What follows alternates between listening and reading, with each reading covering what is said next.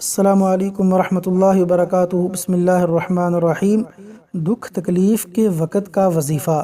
نبی اکرم صلی اللہ علیہ وسلم کو جب کوئی کام سخت تکلیف و پریشانی میں ڈال دیتا تو آپ صلی اللہ علیہ وسلم یہ دعا پڑھتے: یا حی یا قیوم برحمتک استغیث، یا حی یا قیوم برحمتک استغیث، یا حی یا قیوم برحمتک استغیث۔